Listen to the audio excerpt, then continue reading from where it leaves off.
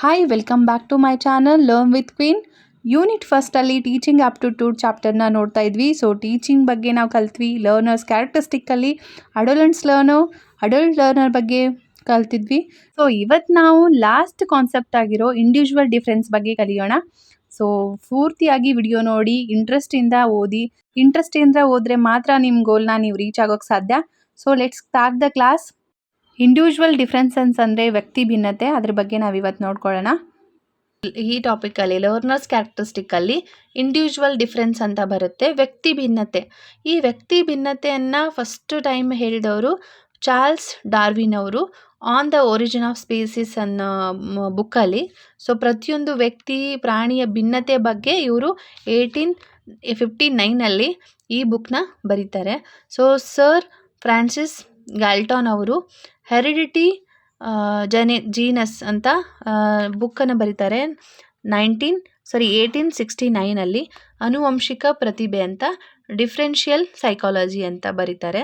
So individual ಡಿಫ್ರೆನ್ಸ್ನ first time concept given by William Stern ಅವರು German ದೇಶದವರು. ಇವ್ರ ಬುಕ್ಕಲ್ಲಿ ಸೈಕಾಲಜಿ ಆಫ್ ಇಂಡಿವಿಜುವಲ್ ಡಿಫ್ರೆನ್ಸ್ ಅಂತ discovered IQ intelligent quotient. IQ ಅಂದರೆ ಇಂಟೆಲಿಜೆಂಟ್ ಕೋಶಂಟ್. ಸೊ 120 ಮೇಲಿದ್ದರೆ IQ ಸೂಪರ್, ಜೀನಿಯಸ್, ಇಂಟೆಲಿಜೆಂಟ್, ಪ್ರತಿಭಾವಂತ ಅಂತ ನಾವು ಕರಿಬೋದು. ಸೊ IQ ಲೆವೆಲ್ ಏನಾದರೂ 0 to 50 ಒಳಗಡೆ ಇದ್ದರೆ ಅವ್ರನ್ನ ಮೂರ್ಖ, ದಡ್ಡ, ಈಡಿಯಟ್ ಅಂತಲೂ ಹೇಳ್ಬೋದು. ಸೊ EQ ಇದು IQ ಆದರೆ ಇದು EQ means emotional quotient. In this term is used by Peter and John ಅಂತ. ಇವರಿಂದ ಈ ಟರ್ಮ್ನು ಐಡೆಂಟಿಫೈ ಆಯಿತು. So emotional intelligence book written by Don Goleman ಅಂತ 1995. So definitions of individual differences ಬಂದರೆ 3 ಜನ ಇಂಪಾರ್ಟೆಂಟ್ ಆಗಿ ಡೆಫಿನಿಷನ್ಸ್ನ ಕೊಟ್ಟಿದ್ದಾರೆ. ಸ್ಕಿನ್ನರ್ ಅವರು ಆ್ಯಂಡ್ ಡ್ರೈವರ್ ಜೇಮ್ಸ್ ಅವರು, ಆಮೇಲೆ ಕಾರ್ಟರ್ ಗೂಡ್ಸ್ ಅವರು. ಈ 3 ಜನ ಡೆಫಿನಿಷನ್ಸು ತುಂಬ ಇಂಪಾರ್ಟೆಂಟು ಇದರಲ್ಲಿ ಇಂಡಿವಿಜುವಲ್ ಡಿಫ್ರೆನ್ಸಲ್ಲಿ. ಸೊ ನೀವು ನೋಡ್ಕೋಬೋದು. ಸ್ಕಿನ್ನರ್ ಅವ್ರು ಏನು ಹೇಳ್ತಾರೆ ಅಂದರೆ ಮೆಸರೇಬಲ್ ಎಕ್ಸೆಪ್ಟ್ ಆಫ್ ಟೋಟಲ್ ಪರ್ಸ್ನಾಲಿಟಿ ಅಂದರೆ ಒಟ್ಟು ವ್ಯಕ್ತಿತ್ವದ ಅಳೆಯಬಹುದಾದ ನಿರೀಕ್ಷೆ ಅಂತ ಅರ್ಥ ಸ್ಕಿನ್ನರ್ ಅವರ ಪ್ರಕಾರ. ಸೊ ಡ್ರೈವರ್ ಜೇಮ್ಸ್ ಬಗ್ಗೆ variation from the average group ಅಂದರೆ ಸರಾಸರಿ ಗುಂಪಿನಿಂದ ವ್ಯತ್ಯಾಸ.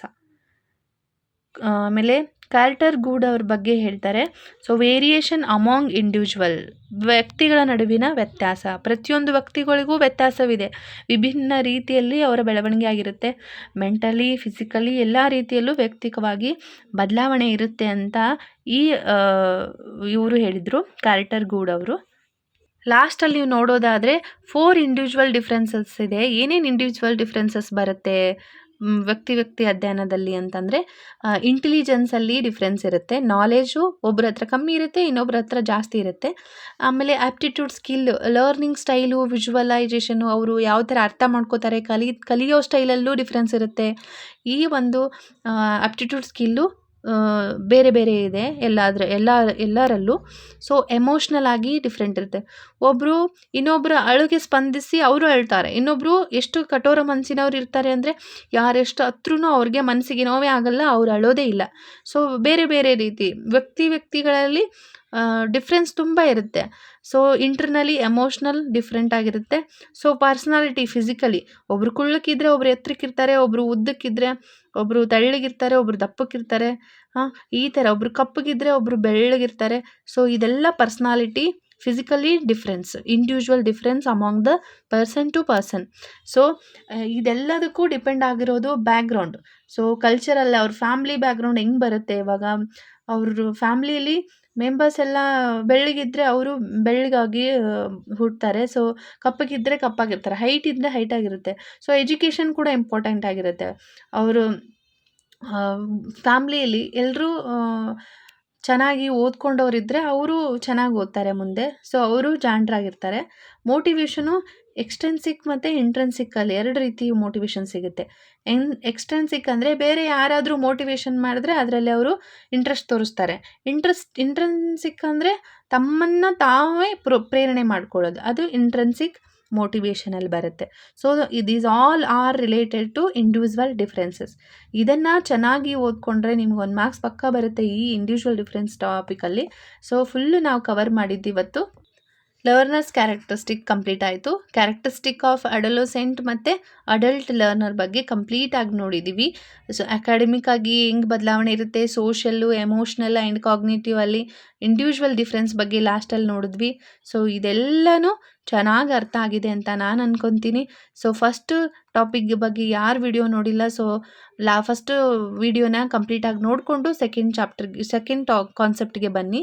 ಸೆಕೆಂಡ್ ಕಾನ್ಸೆಪ್ಟ್ ಅರ್ಥ ಆಗಬೇಕು ಅಂದರೆ ಇದನ್ನು ಪೂರ್ತಿಯಾಗಿ ನೀವು ಅರ್ಥ ಮಾಡ್ಕೋಬೇಕು. ಸೊ ನೆಕ್ಸ್ಟ್ ವ್ಲಾಗಲ್ಲಿ ಸಿಗ್ತೀನಿ ಫ್ಯಾಕ್ಟರ್ಸ್ ಎಫೆಕ್ಟಿಂಗ್ ಆನ್ ಟೀಚಿಂಗ್ ಈ ವಿಡಿಯೋ ಜೊತೆಗೆ. ಸೊ ವಿಡಿಯೋ ಇಷ್ಟ ಆದರೆ ಲೈಕ್, ಶೇರ್ ಆ್ಯಂಡ್ ಸಬ್ಸ್ಕ್ರೈಬ್ ಮಾಡಿ. ನಿಮ್ಮ ಫ್ರೆಂಡ್ಸ್ಗೂ ಯಾರು KCET ನೆಟ್ಗೆ ಪ್ರಿಪೇರ್ ಆಗ್ತಾ ಇದ್ದಾರೆ ಅವ್ರಿಗೂ ಶೇರ್ ಮಾಡಿ. So thank you all.